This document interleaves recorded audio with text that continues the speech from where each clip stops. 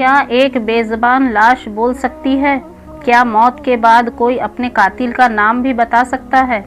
پورے ازمیر کی سرزمین آج بھی گواہ ہے اس منظر کی جب سازشوں کے اندھیرے نے سچ کے سورج کو بجھانا چاہا۔ وہ تاریخ میں لکھا جانے والا ایسا دن تھا جب اراولی کی سرزمین اور فضا بھی خاموش رہ گئے تھے۔ دشمنوں نے پوری طرح سے جال تیار کر کے رکھا تاکہ بچنے کی کوئی راستہ ہی نہ رہے، اور الزام قتل کا لگنے والا تھا اور مجرم بنایا گیا انہیں جن کے قدم مبارک کی دھول سے مردے دل بھی زندہ ہو جاتے ہیں، یعنی کہ سرکار خواجہ سلطان ہند عطائے رسول خواجہ معین الدین حضرت خواجہ غریب نواز رحمۃ اللہ علیہ کو۔ آج کا واقعہ آپ کو یقیناً حیران کر دے گا۔ آئیے بڑھتے ہیں واقعے کی طرف۔ یہ وہ زمانہ تھا جب کفر کے بادل منڈرا رہے تھے۔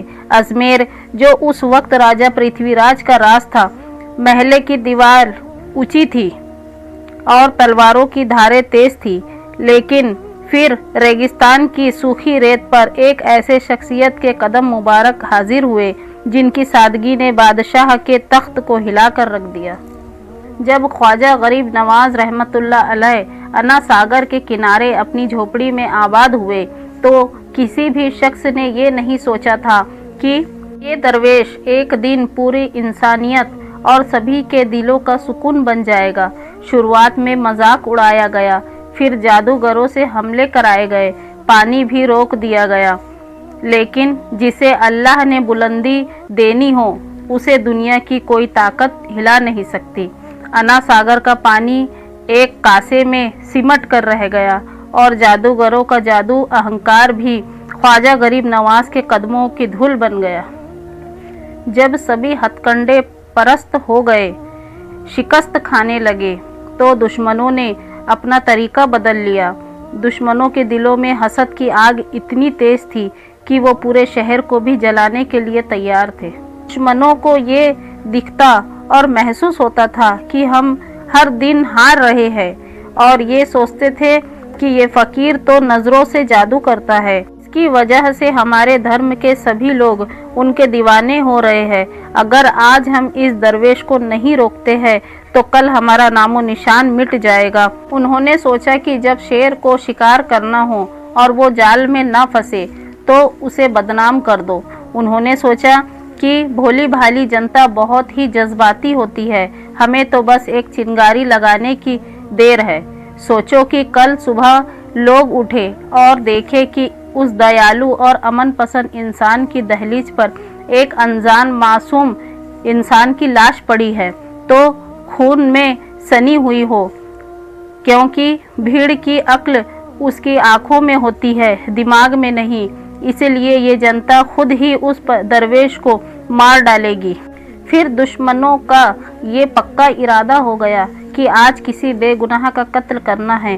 پھر اسی شڑینتر کو انجام دینے کے لیے دشمن اپنے اپنے خنجروں کے ساتھ دبے پاؤں ازمیر کی گلیوں میں نکل پڑے، اور پھر جیسے ہی انہیں اکیلا شخص جو کہ مسافر تھا وہ دکھائی دیا تو وہ لوگ اس کا منہ دبا کر خنجروں سے اس پر حملہ کر کے اسے موت کے حوالے کر دیا۔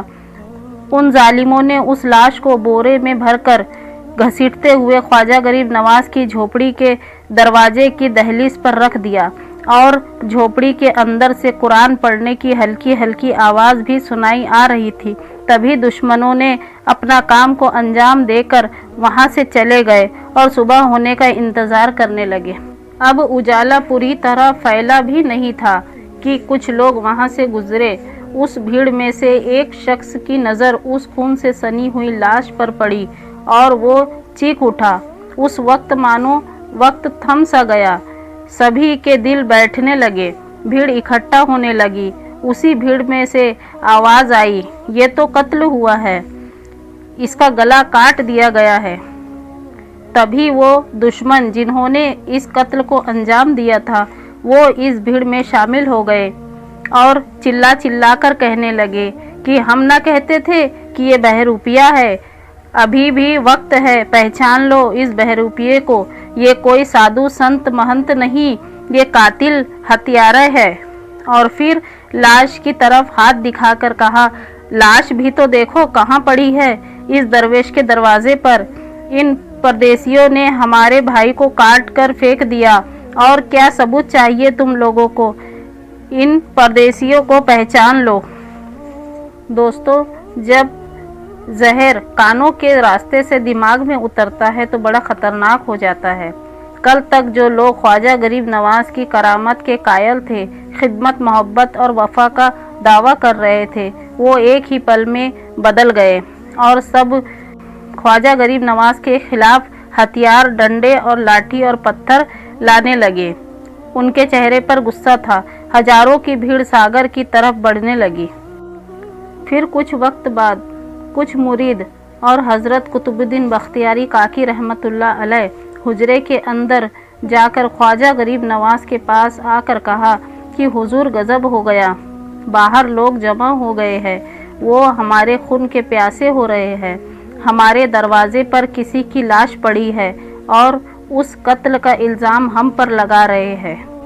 خواجہ غریب نواز نے اپنی تسبیح روک دی اور اپنی نورانی نگاہیں اٹھائی۔ ان کی آنکھوں میں ذرا بھی خوف نہیں تھا۔ آپ نے مسکرا کر فرمایا، قطب الدین گھبراتے کیوں ہو؟ یہ دنیا داروں کا گھر نہیں، ہم فقیروں کا ڈیرا ہے۔ جس کا دامن صاف ہو اسے ڈرنے کی ضرورت نہیں، اور جس کی نگہبان خدا خود ہو اسے دنیا کی کوئی بھی بھیڑ مٹا نہیں سکتی۔ یہ بندوں کی سازشیں ہیں، مگر فیصلہ خدا کرے گا۔ یہ فرما کر آپ اپنی جگہ سے اٹھ کے کھڑے ہوئے۔ باہر پتھروں اور گالیوں کا شور بڑھ چکا تھا، اور جیسے ہی خواجہ غریب نواز اور ان کے ساتھی اپنے حجرے سے باہر نکلے تو لوگ چلانے لگے، یہی ہے وہ قاتل۔ اتنا کہہ کر جو شخص جس نے اس ہتیا کو انجام دیا تھا وہ اپنی چمچماتی تلوار لے کر سامنے آیا اور بولا، رک جاؤ، آج تمہارا کوئی جادو نہیں چلے گا۔ دیکھو اسے، یہ لاش کہاں پڑی ہے۔ تمہارے گناہوں کی گواہی یہی لاش دے رہی ہے، اور اجمیر کا قانون ہے خون کے بدلے خون۔ خواجہ غریب نواز نے اس سپاہی کے آنکھوں میں آنکھیں ڈال کر دیکھی، اور آپ کے چہرے پر ایک جلال طاری ہو گیا، جسے دیکھ کر سپاہی کے پسینے چھوٹ گئے، اور خواجہ غریب نواز نے فرمایا، تم کہتے ہو کہ قتل ہم نے کیا ہے؟ تو اس شخص نے کہا، ہاں۔ اور گواہ یہ لاش ہے؟ تو اس نے کہا، جی ہاں۔ خواجہ غریب نواز نے ایک نظر اس بے زبان خون سے سنی ہوئی لاش پر ڈالی اور پھر آسمان کی طرف دیکھا۔ پھر آپ نے فرمایا کہ تم زمین کے ثبوتوں کی بات کرتے ہو، مگر میرا گواہ تو آسمان والا ہے۔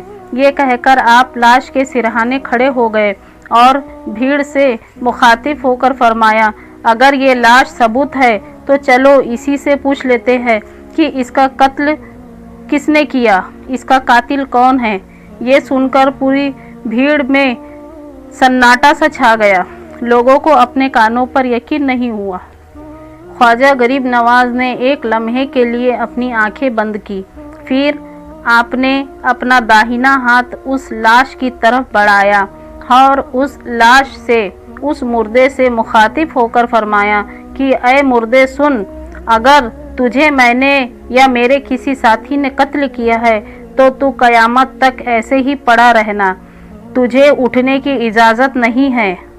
پوری بھیڑ اس خاموشی سے دیکھ رہی تھی۔ پھر آپ نے جلال میں فرمایا، لیکن اگر تو بے گناہ ہے اور ہم پر قتل کا جھوٹا الزام لگایا جا رہا ہے تو میں تجھے حکم دیتا ہوں کہ اٹھ جا اللہ کے حکم سے اور بتا دے کہ اصلی قاتل کون ہے۔ خواجہ غریب نواز کے الفاظ ابھی فضا میں گونج ہی رہے تھے کہ قدرت نے اپنا جلوہ دکھا دیا۔ وہ قتل کیا ہوا مردہ جو ٹھنڈا پڑ چکا تھا، جس کی گردن ابھی بھی کٹی ہوئی تھی، اس میں حرکت ہوئی اور ایک جھٹکے کے ساتھ وہ مردہ اٹھ کر بیٹھ گیا۔ پوری بھیڑ میں بھگدڑ مچ گئی، لوگ ادھر ادھر بھاگنے لگے۔ وہ مردہ شخص حیرانی سے اپنے ہاتھوں کو دیکھنے لگا، پھر اس کی نظر سامنے کھڑے سرکار خواجہ غریب نواز رحمت اللہ علیہ پہ پڑی तो उन्हें देखकर ही वह पहचान लिया कि उसे नई जिंदगी देने वाले कौन है। फिर ख्वाजा गरीब नवाज ने उससे पूछा कि बता, तुझे किसने मारा है? क्या हम लोगों ने तुझे मारा है, तेरा कत्ल किया है? उस पर मुर्दे शख्स ने पूरी भीड़ की तरफ देखा और फिर उसकी नज़र उन साजिश करने वालों पर पड़ी जो अब थर थर काँप रहे थे। उसने अपनी उंगली का इशारा करते हुए कहा कि यही सिपाही पुजारी की तरफ दिखाई और कहा, यही वो लोग हैं जिसने मुझे कत्ल किया। और ख्वाजा साहब की तरफ देखकर कहा कि आप मेरे कातिल नहीं हैं, आप तो हमारे मसीहा हैं। मुझे मारने वाले ये लोग हैं, वो जिसके हाथ में अभी भी खंजर है। रात के अंधेरे में मुझे अकेला पाकर इन लोगों ने मेरा कत्ल कर दिया और मुझे घसीटकर आपके दरवाजे पर फेंक दिया। उस वक्त सच सूरज की तरह चमक उठा और झूठ अंधेरे में मिट गया। वो भीड़ जो अभी तक ख्वाजा गरीब नवाज के खिलाफ खड़ी थी, अब वो उन कातिलों को खून की प्यासी हो गई और शोर मचाने लगी, पकड़ो इन्हें पकड़ो। ये सुनकर सभी कातिल वहां से भाग खड़े हुए। ख्वाजा गरीब नवाज की शान देखिए, वहां से हले तक नहीं, न चेहरे पर जीत का गुरूर, न दुश्मनों के लिए बद्दुआ। आप सिर्फ आसमान की तरफ देख रहे थे, आपके आंखों से आंसू बह रहे थे। वो शख्स जो जिंदा हुआ था वो ख्वाजा गरीब नवाज के कदम मुबारक से लिपटा हुआ था।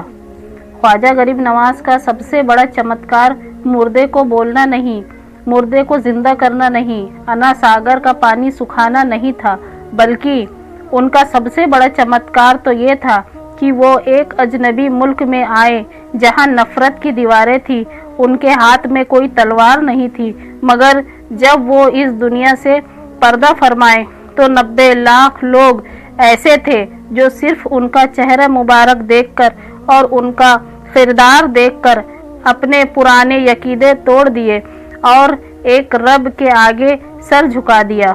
दिलों को जीतने के लिए किरदार चाहिए होता है। यही वो जादू था जिसने 90 लाख लोगों को कलमा पढ़ा दिया। ये है वो इनकलाब जो आज भी अजमेर की हवाओं में महसूस होता है। हज़रत ख्वाजा गरीब नवाज रहमतुल्लाह अलैह को मालूम हो गया कि दोस्त से मिलने का वक्त आ गया है।